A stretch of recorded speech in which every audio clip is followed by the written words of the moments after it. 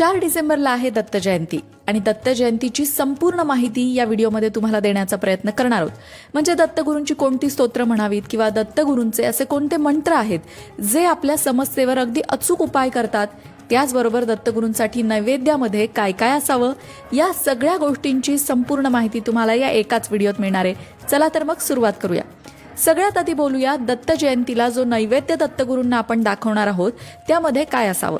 त्यामध्ये घेवड्याची भाजी नक्की असावी. दत्तगुरूंची अत्यंत प्रिय अशी भाजी आहे घेवड्याची भाजी.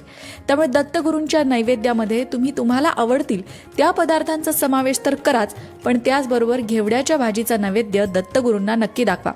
पिवळ्या पदार्थांचा समावेश दत्तगुरूंच्या भाजीमध्ये करा, कारण पिवळा रंग हा दत्तगुरूंना समर्पित असणारा रंग मानला जातो आणि म्हणूनच दत्त जयंतीच्या दिवशी पिवळ्या रंगाच्या पदार्थांचा समावेश दत्तगुरूंच्या नैवेद्यात अवश्य करावा. दत्तगुरूंना पिवळी फुलं अर्पण करावीत. त्याचबरोबर दत्त जयंतीला दानधर्म अवश्य करावा, पण दान करताना तेही पिवळ्या वस्तूंचं दान करावं. म्हणजे पिवळी चण्याची डाळ असेल, पिवळी मुगाची डाळ असेल किंवा पिवळी फळं असतील, अशा वस्तूंचं दान नक्की करावं. त्यामुळे देखील दत्तगुरू प्रसन्न होतात. दत्तगुरूंच्या उपासनेचा हा अतिशय उत्तम मार्ग मानला जातो. दत्तगुरूंच्या उपासनेत स्तोत्र फार महत्त्वाची असतात. म्हणूनच यंदा तर दत्त जयंती गुरुवारी सुद्धा आलेली आहे. म्हणून दत्त जयंतीला दत्त बावन्नी असतील किंवा दत्तगुरूंची इतर काही स्तोत्र असतील जी तुम्हाला येत असतील, त्यापैकी कुठल्याही एका स्तोत्राचं पठण अवश्य करा. दत्त जयंतीपासून पुढचे 52 गुरुवार दत्त बावन्नी म्हणण्याचा संकल्प सुद्धा तुम्ही करू शकता. त्यामुळे तुमची इच्छा पूर्ती होते. जी कुठली समस्या तुमच्या आयुष्यात आहे ती दूर व्हावी असं वाटत असेल तर यंदा दत्त जयंती आली आहे गुरुवारी, तर या गुरुवारपासनं प्रत्येक पुढच्या गुरुवारी दत्त बावन्नी म्हणण्याचा संकल्प तुम्ही घेऊ शकता आणि असे 52 गुरुवार दत्त बावन्नी तुम्हाला म्हणायचे आहे. ही दत्त बावन्नी मराठीत सुद्धा आहे, पण अतिशय प्रभावी स्तोत्र आहे. या स्तोत्राचा अनुभव अनेकांना आलेला आहे. मनोकामना पूर्ती करणारं हे स्तोत्र आहे. त्यामुळे हा संकल्प तर तुम्ही नक्कीच करू शकता. त्यासाठी कुठल्याही प्रकारचे अवघड नियम नाहीत. फार वेगळं काही करायला लागत नाही. संध्याकाळच्या वेळेला देवाजवळ दिवा लावून तुम्ही दत्त बावन्नी अगदी श्रद्धेने भक्तीने म्हटलात तर 52 गुरुवार पूर्ण झाल्यानंतर दत्तगुरूंच्या कृपेचा अनुभव येतोच येतो.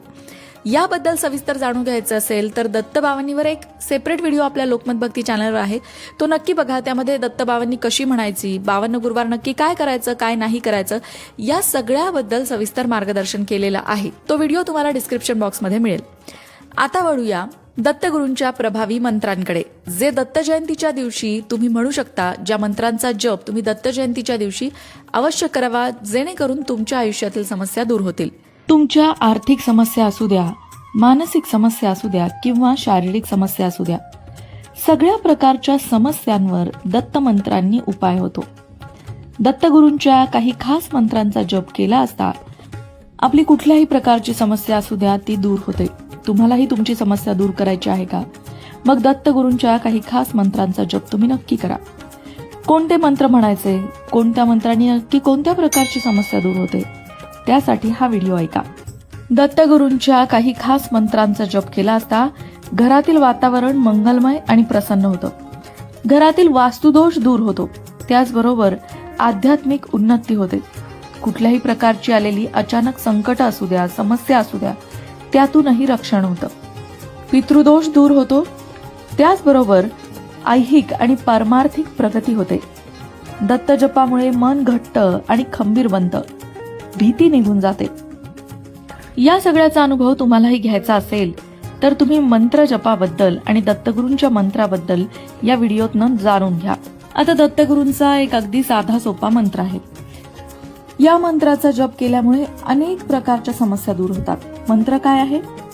श्री गुरुदेव दत्त.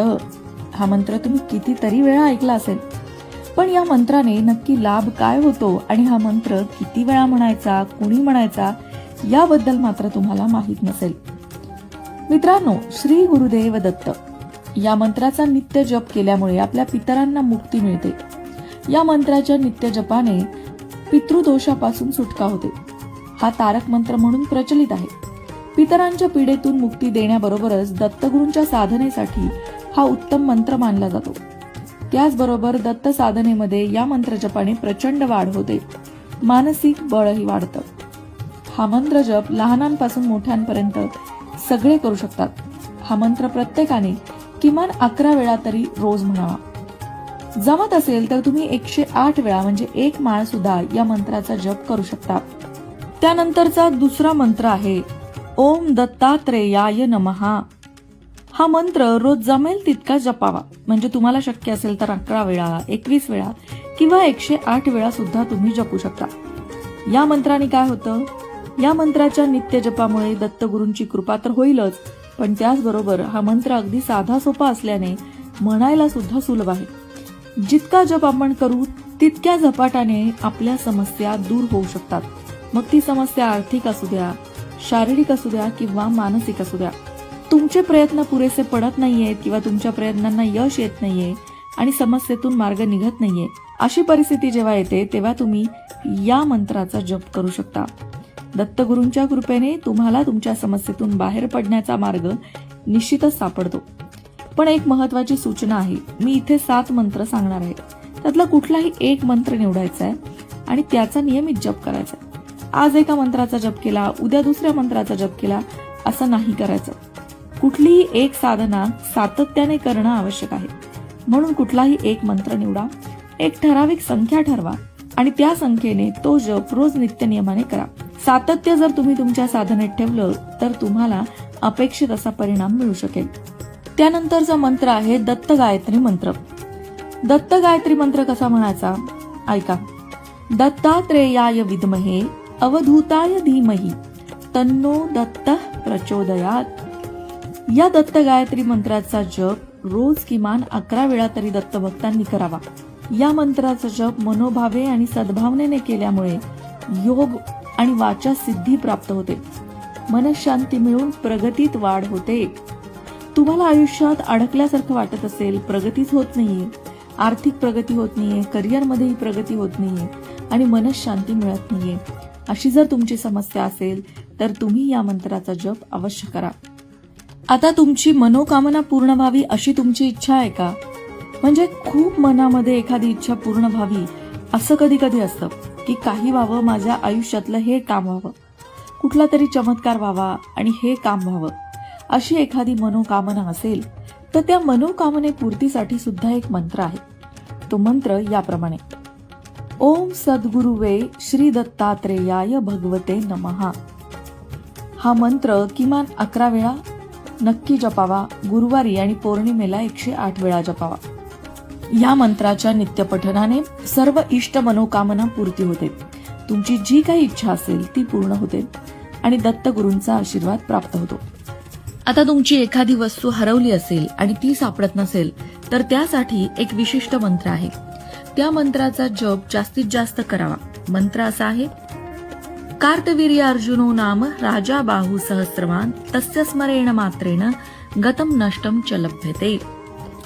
वासुदेवानंद सरस्वती अर्थात टेंबे स्वामी यांनी या मंत्राची रचना केली आहे. तुपाचा दीप दत्तगुरूंसमोर लावून हा मंत्र एकांतात जपल्यास नष्ट झालेली किंवा गेलेली वस्तू परत मिळते असा या मंत्राचा अनुभव येतो. आता तुमच्या जीवनामध्ये आर्थिक अडचण असेल, पैशाची समस्या आहे, काही केलं तरी घरात पैसा टिकत नाही, बऱ्याच जणांच्या घरात तर पैसाच येत नाही आणि त्यामुळे तुम्ही अगदी परेशान होऊन गेला असाल, तुम्ही चिंतेमध्ये असाल, तर हमखास आर्थिक अडचण नष्ट करणारा एक दत्तगुरूंचा मंत्र आहे. तो मंत्र असा आहे ओम नमो भगवते दत्तात्रेयाय नमः. या मंत्राचा रोज 11 वेळा तरी जप करावा. तुम्हाला शक्य असेल आणि लवकर फलप्राप्ती हवी असेल तर तुम्ही 21 किंवा 108 वेळा जप करू शकता. दत्तगुरूंच्या या मंत्राचा जप केल्याने शीघ्र फलप्राप्ती होते. खास करून आर्थिक समस्येतून सुटका होते. अनुभव घेऊन बघा. फक्त या मंत्रांमध्ये तुमची श्रद्धा असू द्या, भक्ती असू द्या. आता जर तुम्ही आध्यात्मिक मार्गावर असाल, तुम्हाला आध्यात्मिक साधनेमध्ये प्रगती हवी असेल, भक्तिमय तुमचं मन व्हावं असं वाटत असेल, मनात इतर वाईट विचार येत असतील आणि त्यामुळे भक्ती करताना अडचणी निर्माण होत असतील तर तुम्ही या मंत्राचा जप करा. हा मंत्र असा आहे दत्तात्रेय गुरु माझे आई मजला ठाव द्यावा पायी. या मंत्राचा जप रोज 11 वेळा जसा जमेल तसा करावा. 21 वेळा, 108 वेळा किंवा अगदी 121 वेळा केला तरी चालेल. दत्तात्रेयांना माता मानून शरण जावं. त्यांची कृपा संपादन करायला हा अत्यंत उत्तम असा भक्तिरसमय मंत्र आहे. या मंत्रामुळे तुमची आध्यात्मिक प्रगती होईल. या मंत्रामुळे लेकरू बनून आपण दत्तात्रेयांची कृपा मिळवू आणि या मंत्रामुळे आपल्या भक्तीमध्ये वाढ होते. दत्तगुरूंच्या चरणांवर आपलं मन स्थिर व्हायला सुरुवात होते. मित्रांनो, हे होते 7 मंत्र दत्तगुरूंचे. यापैकी कुठलाही एक मंत्र तुम्ही निवडायचा आहे. जसं की तुमची आर्थिक समस्या आहे तर आर्थिक समस्येसाठी सुद्धा एक मंत्र सांगितलाय. जर एखादी खास इच्छा पूर्ण व्हावी असं तुम्हाला वाटत असेल तर त्यासाठी सुद्धा मंत्र आहे. तर तुम्ही व्हिडिओ नीट ऐका. एकदा ऐकून लक्षात आलं नसेल तर 2दा ऐका, म्हणजे कुठला मंत्र नक्की कशासाठी आहे ते तुमच्या लक्षात येईल. आणि तो मंत्र व्यवस्थित लिहून घ्या आणि त्या मंत्राचा रोज नित्यनियमाने जप सुरू करा. त्यामुळे तुम्हाला तुमच्या जीवनात होणारा बदल लवकरच दिसेल. जय श्री गुरुदत्त. अशाच प्रकारच्या माहितीपूर्ण व्हिडिओंसाठी लोकमत भक्ती चॅनलला सबस्क्राईब करा आणि बेल आयकॉनवर सुद्धा क्लिक करा, म्हणजे आमच्या नवनवीन व्हिडिओचं नोटिफिकेशन तुम्हाला मिळत राहील. तसंच योग्य आध्यात्मिक मार्गदर्शनासाठी लोकमत भक्तीच्या फेसबुक पेजला फॉलो करायला विसरू नका.